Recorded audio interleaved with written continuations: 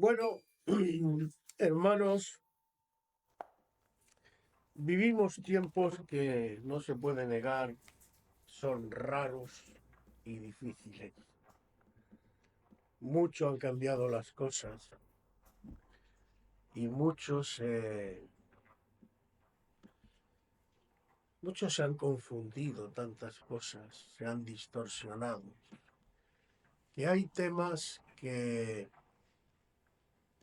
a veces creo que hasta dentro de las iglesias cuesta entender. Y hoy quiero hablaros de uno de estos temas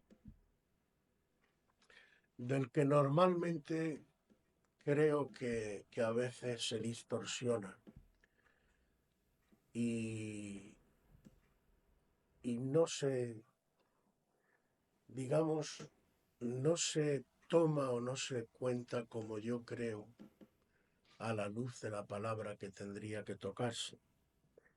Y es un tema además que hoy en día en la sociedad está muy mal visto y muy distorsionado. Y es un tema que normalmente ni se toca, se rehúye. Y cuando se toca, pues se toca de aquella manera.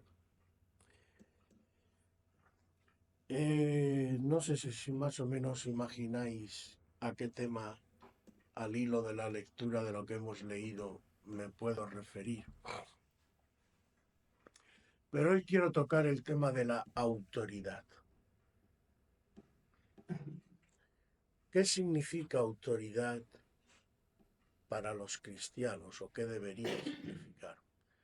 En el diccionario, si coges un diccionario normal, autoridad simplemente lo traduce por ejercer poder, dominio o gobierno. Pero es lo mismo para el pueblo de Dios. En 1 Corintios capítulo 2, si lo leéis, uno de los versículos dice, hay que acomodar lo espiritual a lo espiritual. Es decir, cuando tú intentas armonizar lo que no es espiritual, que sería lo carnal, con lo espiritual, te van a salir un churro, como dicen en mi tierra, lo cojas por donde lo cojas. Las claves para entender lo espiritual tienen que ser espirituales. El único intérprete oficial de las escrituras, según las propias escrituras, es el Espíritu Santo del Dios vivo. Pedro mismo, este que hemos leído, nos dice que ninguna profecía de la Escritura fue traída por voluntad humana, sino que los santos hombres de Dios hablaron siendo inspirados por el Espíritu Santo.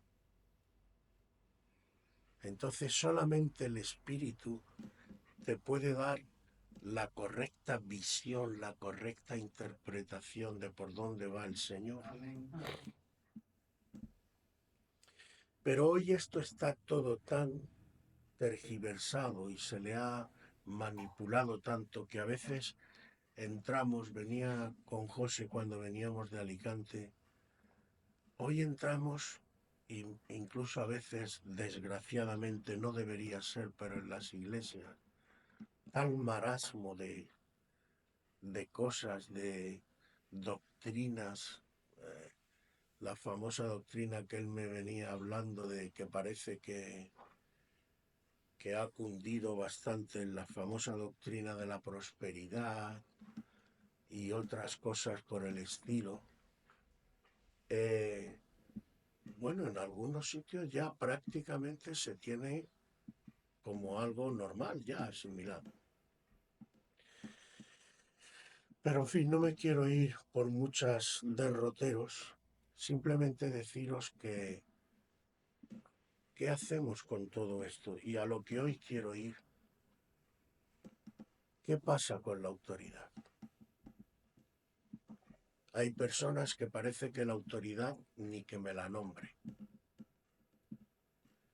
confundiendo además muchas cosas, confundiendo autoritarismo con autoridad, por ejemplo, que es lo más común que suele pasar, confundiendo también el hecho de que ejercer la autoridad es forzar a que te obedezcan, por ejemplo, que eso sí que para Satanás es una delicia. Eso de obligar a la gente a que te obedezcan. Y ahí vemos como un inciso, pero creo que merece la pena comentarlo, la diferencia entre el Señor y Satanás. El Señor anhela que tú le adores por lo que significa eso, de gratitud sobre todo. Pero el Señor nunca te va a obligar a que le adores. Pero lo que más está esperando Satanás en este tiempo, y lo que la Biblia describe, entre otras cosas, es que llegará un momento en que se verá la imagen de la bestia, probablemente en internet, no lo sé, pero todo parece indicar que podrían ir por ahí los tiros, y la gente adorará la imagen de la bestia. Y una de las características de Satanás es forzar a la gente a que se someta. Los imperios de este mundo buscan con el miedo, con el chantaje, con la fuerza, con la violencia, que me adores. Nunca verás al Señor hacer eso. Y vamos ya directamente quizás al texto para entrar en materia. Fijaos y estad por favor atentos a las palabras que usa la propia escritura, perdón. Empieza diciendo el texto, ruego. Y en la palabra es tan importante lo que se dice como lo que no se dice. Ruego no es ordeno, no es impongo, no es mando. Dice ruego. A los ancianos que están entre vosotros, yo, anciano también con ellos, y testigo de los padecimientos de Cristo, que soy también participante de la gloria que será revelada. Apacentad. ¿Qué significa apacentar? No exactamente. Apacentar es lo que hace el pastor cuando lleva a las ovejas, las guía, las deja, por ejemplo, libres en el prado para que puedan comer. Es decir, digamos que es, dejémoslo de momento entre comillas, luego entraré más en detalle, guiar con amor. ¿Vale? Apacentad la grey de Dios que está entre vosotros. Prestad atención a lo que dice ahora. Cuidando de ella, no por,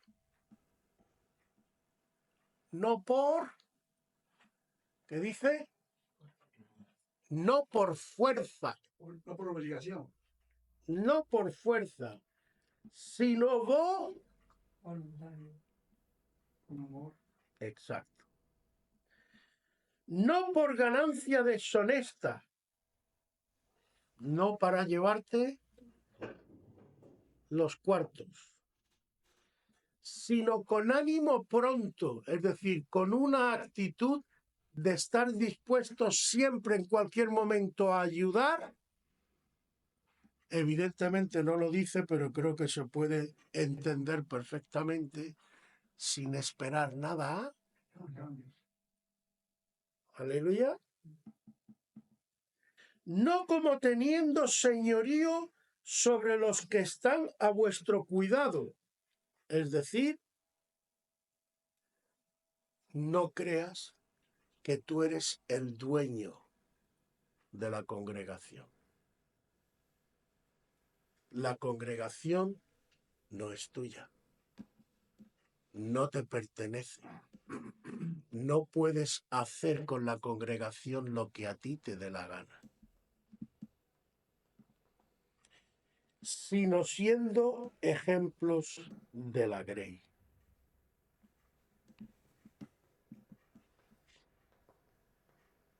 ¿Cómo tengo yo que pastorear a la congregación? Intentando ser un ejemplo a seguir. Amén. Amén. A que esto es muy distinto de lo que estamos acostumbrados, ¿verdad? Aleluya. ¿Quién es el pastor y el que tiene autoridad por excelencia? ¿Quién es el ejemplo perfecto y el maestro para nosotros? Cristo. Vamos a estudiar a Cristo. ¿Cómo estuvo Cristo con sus discípulos? ¿Los obligó? ¿Los forzó? ¿Cómo trató Cristo a sus discípulos? Incluso con Judas, el que le traiciona. Y atención a esto, y sabiendo Cristo que le iba a traicionar, ¿cómo le trató? Le maldijo, se enfrentó a él y le dio una paliza.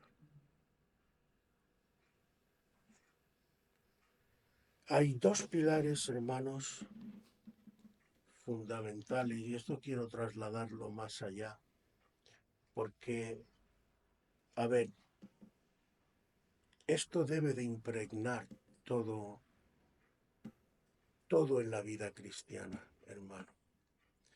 Lo primero que quiero decir antes de seguir es que los mismos médicos, porque creo que es donde podemos ver mejor este ejemplo, aunque esto vale para otras muchas cosas en la vida. A mí me ha gustado mucho la ciencia y nada en esta vida, préstame atención a lo que digo, se puede averiguar sin medir algo. Todo es a base de medir, porque medir en realidad, ¿qué es hacer una medida? Por ejemplo, ¿cuánto mide esto de aquí hasta aquí?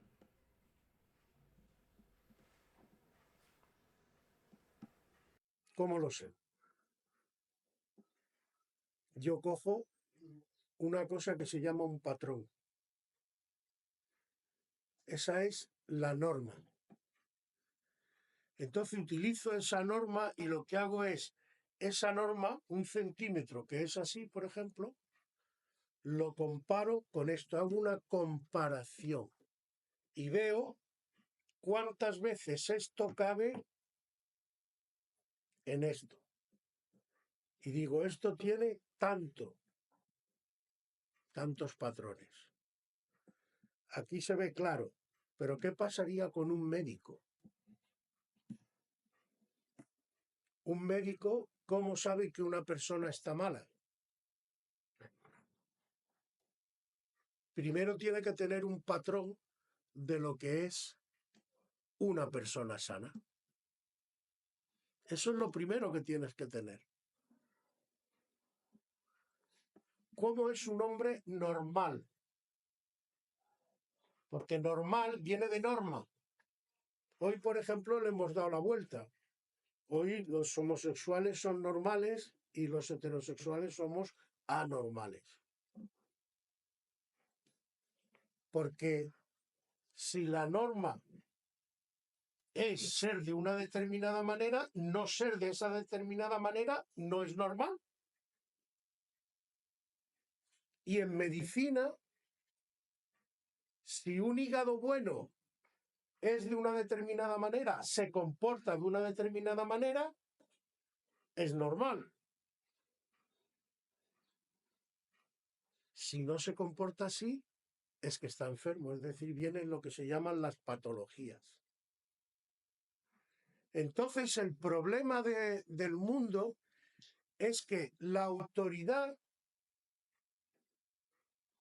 el patrón para el mundo, no es el patrón que utiliza la palabra, es otro patrón. Ejercer autoridad es ejercer violencia. Y si yo cojo ese patrón como lo normal, yo le digo a las personas que no ejercen violencia, que no tienen autoridad, que es lo que pasa en el mundo. Y así vienen muchas cosas. Por ejemplo, ¿qué está pasando en los matrimonios?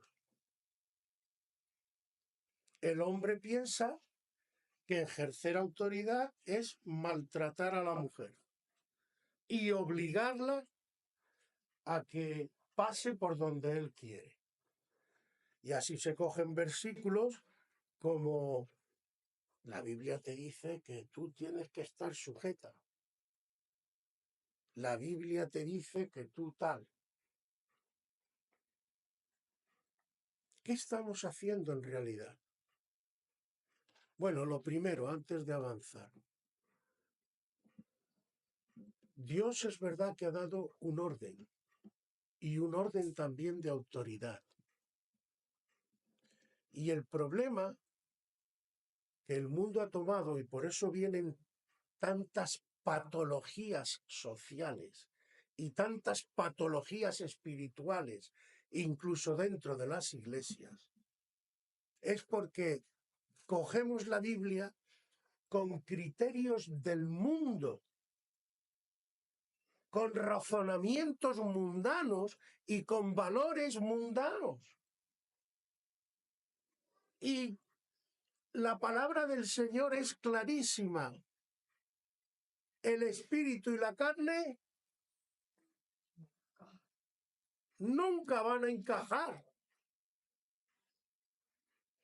Si precisamente eso Dios lo ha puesto así para que sea una señal de que tú te des cuenta de que cuando estás en la carne no puedes agradar al espíritu y cuando estás en el espíritu no vas a poder agradar a la carne. Vas a tener que escoger, te guste o no. Y a ver lo que escoges, porque los verdaderos adoradores adorarán al Padre como.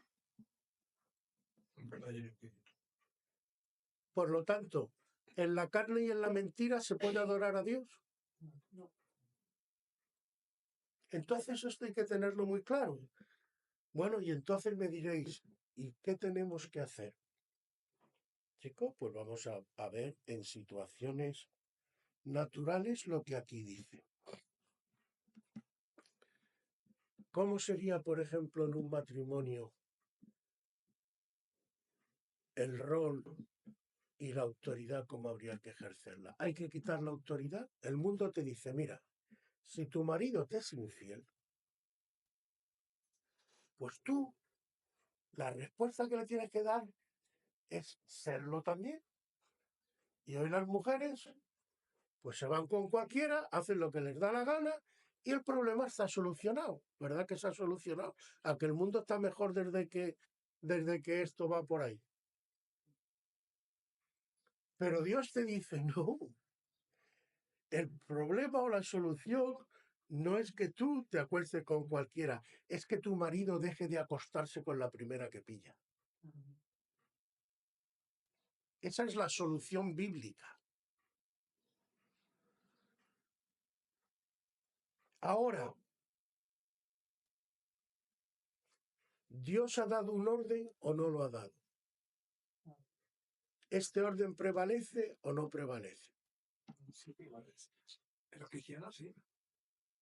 Por lo tanto, la solución no es quitar el orden de Dios para poner el orden que yo quiero, que es lo que hoy quieren la mayoría del mundo. Ya no, el hombre y la mujer somos iguales y todos tenemos los mismos derechos y tal. Bueno, derechos vale.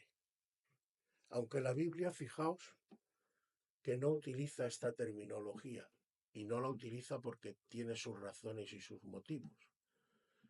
En la Biblia no encontrarás que del mismo Cristo, que Cristo tenga derecho a, o que tú tengas derecho a exigirle a Dios algo. Búscalo y verás que no. La Biblia utiliza otra terminología, el que es digno. La Biblia lo que dice es que el hombre y la mujer tienen la misma dignidad, valen lo mismo como persona y ninguno está por encima del otro ni puede humillar al otro. De la misma manera que Cristo, el Padre y el Espíritu, los tres son Dios, los tres tienen la misma naturaleza, los tres están en perfecta armonía y comunión, pero el Padre es el Padre, el Hijo es el Hijo y el Espíritu Santo es el Espíritu Santo. Y no verás al Padre meterse en el terreno del Hijo, ni verás al Hijo meterse en el terreno del Padre, ni mucho menos tirarse los trastos el uno al otro, ni cosa por el estilo. Y el matrimonio, entre otras cosas, no me voy a repetir porque últimamente también lo he repetido mucho, es hombre y mujer, entre otras cosas. ¿Por qué? Porque tiene que reflejar la imagen de Dios. Y la imagen de Dios tiene un factor plural, es trinitaria. Pero ¿cómo vamos a reflejar la imagen de Dios si no tenemos clara, primero, cuál es el orden de Dios y cuáles son las patologías nuestras que nos están impidiendo reflejar esa imagen? Vamos primero con el hombre, ya que hablamos de autoridad. La propia palabra declara solemnemente y tajantemente el orden de autoridad. El Padre, la cabeza del Hijo. El Hijo, la cabeza del varón, y el varón, la cabeza de la mujer. Es un orden de autoridad. ¿En qué nos confundimos? En lo que he dicho antes, el varón piensa que yo tener autoridad sobre mi mujer significa que puedo hacer con ella lo que me da la gana. Y me temo que no. Es más, la Biblia, leérosla, si no estoy equivocado, y si estoy equivocado me corregís, la Biblia te autoriza a disciplinar a tus hijos. Que sepa mantener, en el caso de los ancianos, a sus hijos en disciplina. Pero que yo sepa, no hay ni un solo versículo que diga que tú tienes que disciplinar a tu mujer. El trato con tu mujer va por otro lado. Lo mismo que podríamos también trasladar al pastor y la congregación, en cierta medida. Yo no tengo que trataros como niños pequeños y cogeros de la oreja para que hagáis lo que yo considero que tenéis que hacer. ¿En qué terreno me tengo que mover? En el de la oración y mi ejemplo dando testimonio. ¿En qué terreno se tiene que mover el hombre en su casa con su mujer? No obligándola. Yo siempre digo que la autoridad en la casa se ejerce de rodillas, intercediendo delante de tu Padre Celestial por tu mujer y marcándole el camino con tu ejemplo. Así hay que ejercer autoridad en el Señor. No olvidando además, yo lo digo cuando caso a alguien, los últimos que casé se casaron ellos. Yo actué como matrimonio de ceremonia, pero hay una coletilla que yo pongo que le digo al hombre, ¿estás dispuesto a sujetarte al Espíritu para todo lo que te va a venir después? Porque el hombre, la Biblia no dice en ningún sitio que pueda ir por su cuenta. Nosotros tenemos también una cabeza, que es ¿quién? Cristo. Y cuando dice que la mujer se sujete, no le habla al hombre, no le dice al hombre, sujeta a tu mujer, le habla a la mujer y le dice, tú eres la que tienes que someterte y sujetarte al marido. No vayas por tu cuenta. No trabajes a sola. Tú trabaja con tu marido. ¿Y qué tiene que hacer la mujer, que además es una experta, si lo reconocemos? La mujer es un pilar para el marido, tanto para lo bueno como para lo malo. Ha habido hombres que han sido levantados por mujeres y ha habido hombres que han sido hundidos por mujeres. Y no creas que estás sola y que no tienes además cierta autoridad. Ese es otro de los engaños del mundo. Yo siempre digo, muchas veces en ciertas peleas y en ciertos altercados matrimoniales, en el fondo es que muchas mujeres no cogen el puesto y hacen lo que tienen que hacer, aunque tengan razón. Porque el problema que no se dan cuenta es que cuando tú no tratas a tu marido como lo tienes que tratar, de la misma manera que cuando el hombre trata a la mujer de la manera que no lo tiene que tratar, Dios no te puede respaldar. Al hombre lo que le pide con respecto a la mujer es: ama a tu mujer como Cristo amó a su iglesia y se entregó a sí mismo por ella. O sea, medítalo, medítalo. Tú tienes que estar dispuesto, si fuera necesario, a dar tu vida por tu mujer. Pero a la mujer también le pide. Y las mujeres esto muchas veces no lo quieren tocar. Pero a la mujer le dice: respeta a tu marido. No le faltes al respeto a tu marido. ¿Cómo se enfocaría, por ejemplo, un conflicto? Que a veces los hay. Dios además es un Dios muy práctico. Entre un hombre y una mujer. Cristianos. Imaginemos que tú tienes algo en la cabeza y tu mujer dice: uy, este tío me va a meter en un problema. Si sois cristianos de verdad, lo primero es que, a todo esto hay que unir una cosa. El matrimonio está unido por algo especial, que es el amor, que es el vínculo perfecto. No olvidemos esto. Y como he dicho, tú no tienes que hacer cosas simplemente porque se te dé la gana. Imaginemos que haya y tu mujer, tú le has dicho, mira, yo es que creo que tenemos que hacer esto y tal, y tu mujer no lo ve claro.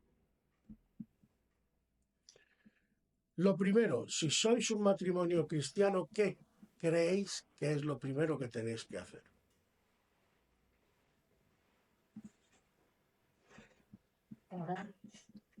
Llegar al Señor primero y La mujer por un lado, Señor.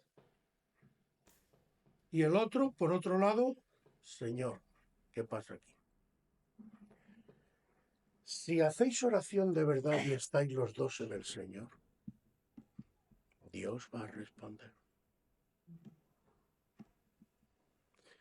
Pero claro, ¿qué ocurre si Dios responde algo que no le gusta al marido? ¿Está el marido dispuesto a ceder? ¿O qué ocurre si Dios responde algo que no le gusta a la mujer? ¿Está la mujer dispuesta a ceder? ahí está el detalle. ¿Veis las implicaciones? Pero ¿el camino cuál es? El camino es el camino. Yo puedo dar testimonio en mi matrimonio y yo lo utilizo mucho, porque estoy hablando además ahora en lo negativo.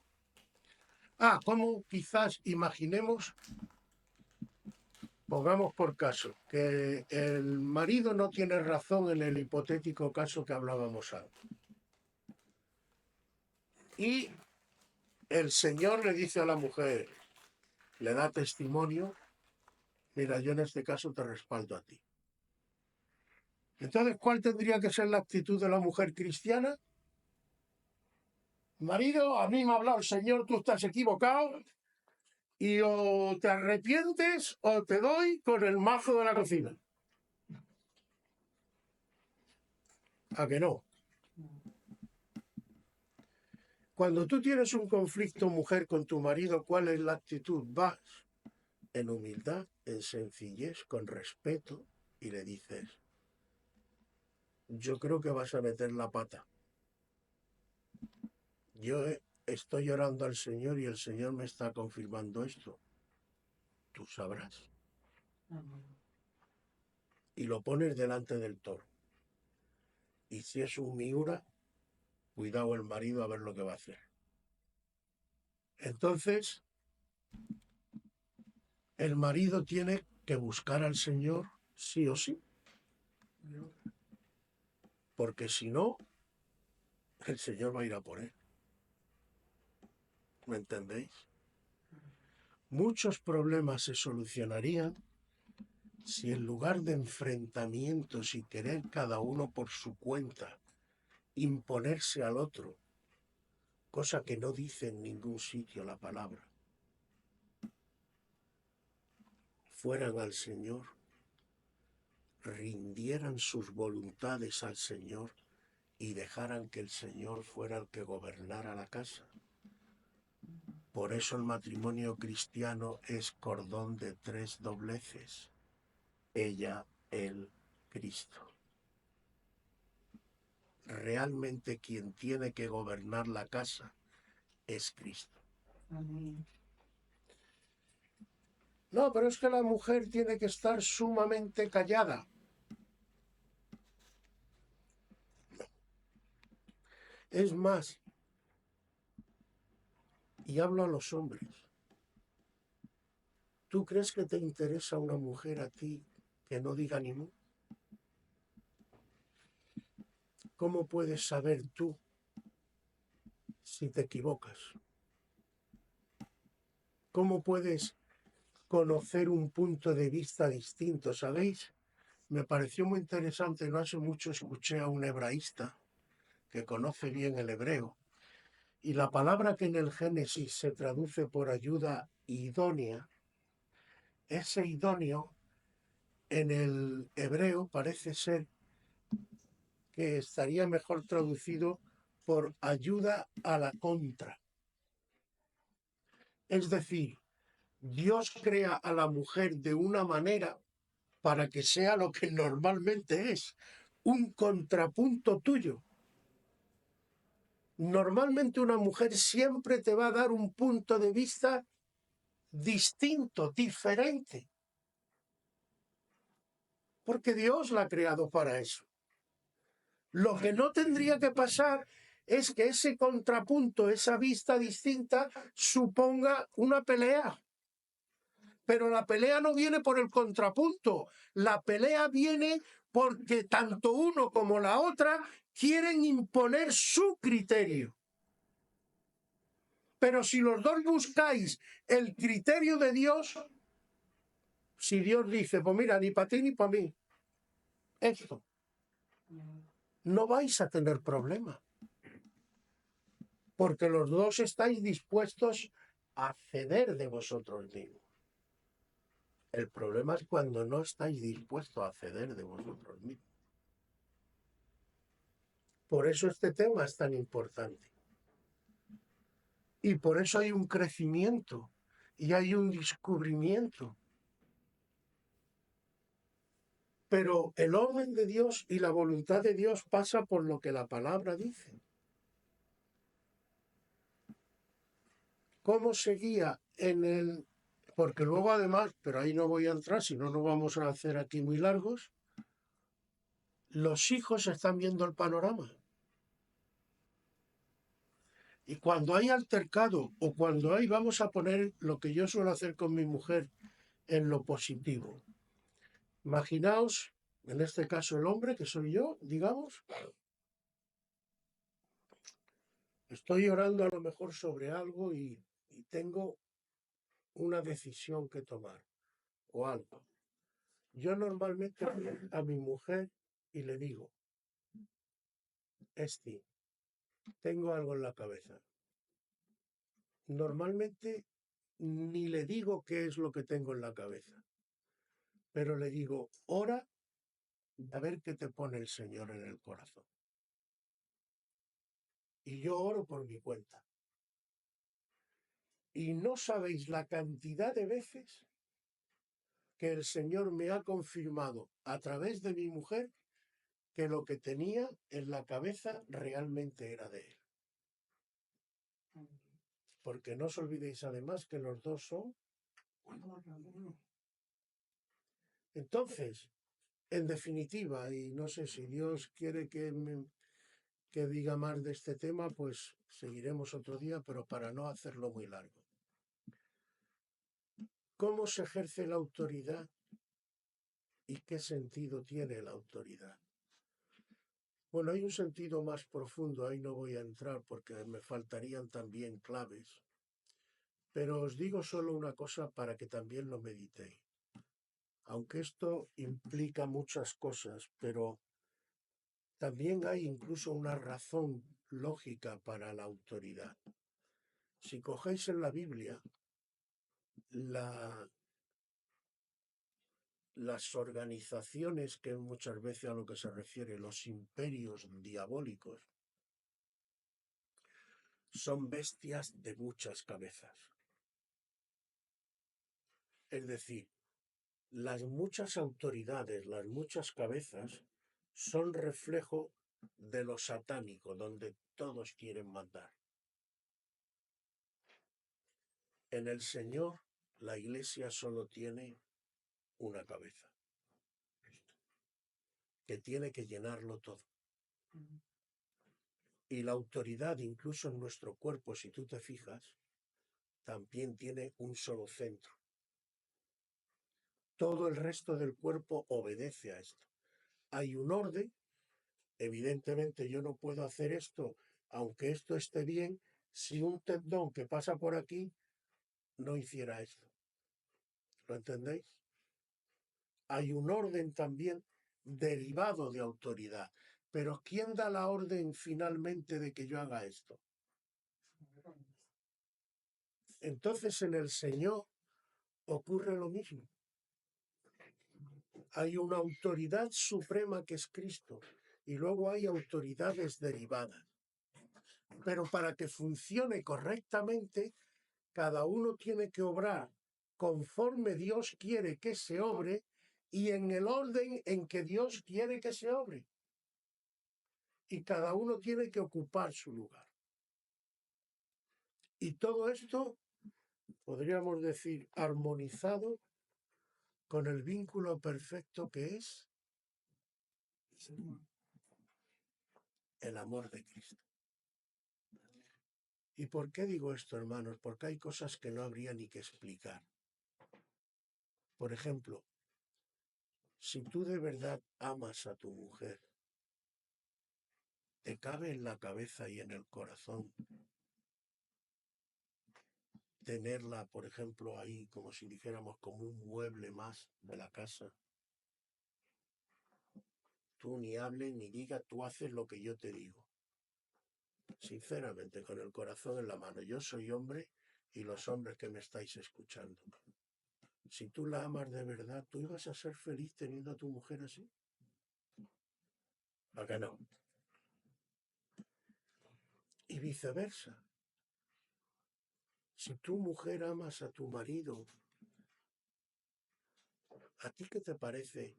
Sobre todo algo que no sé por qué, pero aquí en España lo noto mucho, no sé si en Bélgica, aunque puede que sea algo universal, pero dejar a los hombres, al marido, en ridículo, públicamente delante de los demás, es algo que a muchas mujeres parece que les satisface. Y luego se preguntan que por qué Dios no las respalda. Lo mismo pasa con el hombre que maltrata a su mujer. Ay, que Dios, estoy en paro y Dios no me escucha, estoy con esto y Dios no me escucha, ni te va a escuchar. Tú sabes que hay un versículo que dice que para que vuestras oraciones no tengan estorbos, tenéis que tratar a vuestras mujeres de la forma que tenéis que tratarlas. ¿Lo sabías? Hay algunos hombres que no. Maltratan a la mujer, la calientan y luego dicen, ay, Señor, no me responde. Pues siéntate a esperar. No, que el mundo funciona así, es normal, es el mundo, es satánico, es diabólico. Pero los cristianos no vamos por ahí. Tenemos que hacer otras cosas. Y lo que Dios quiere para el matrimonio sobre todo, pero lo mismo podemos trasladar esto a las congregaciones y los pastores, incluso en la sociedad también, si fuera todo cristiano, claro. ¿Dios qué quiere? Amor, armonía, paz, colaboración unos con otros.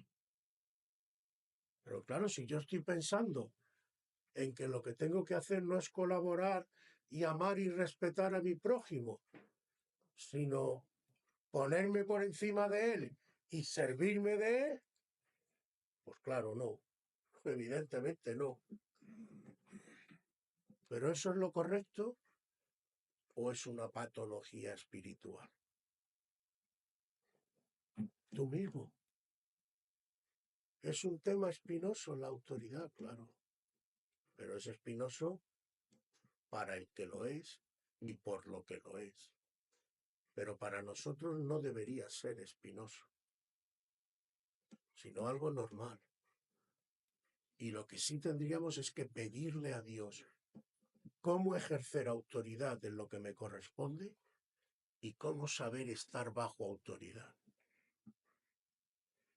Porque ninguno, además, yo me río cuando escucho por ahí en el mundo decir, no, yo quiero ser independiente, me da la risa floja total. ¿Quién hay independiente? ¿Quién? ¿Quién come si no hay otros que producen comida? ¿Quién tiene un coche si no hay otros que producen el coche? ¿Quién tiene luz en la casa si no hay gente que produce luz? ¿Qué tienes en tu vida? Hasta tu propio cuerpo, si no tuvieras una madre, ¿dónde estaría? Que no, que todos dependemos de todos. Que es una solemne tontería pensar que yo soy autosuficiente y puedo hacer lo que me dé la gana. Pues no. No. Ya es hora de que usemos a veces hasta la lógica y digamos, Señor, enséñame, pero enséñame de verdad. Ilumíname, ilústrame, que yo vaya por la vida de otra manera. Y que diga el mundo lo que diga el mundo, te va a venir, es tonto, te han comido el tarro, eres religioso, la palabra la han escrito. Mira, di lo que te dé la real gana. Yo lo que sé es que mi Dios es real, que yo he puesto en práctica lo que mi Dios ha dicho y esto funciona. Amén, amén. Aleluya. Aleluya. Que el Señor nos bendiga. Vamos a orar.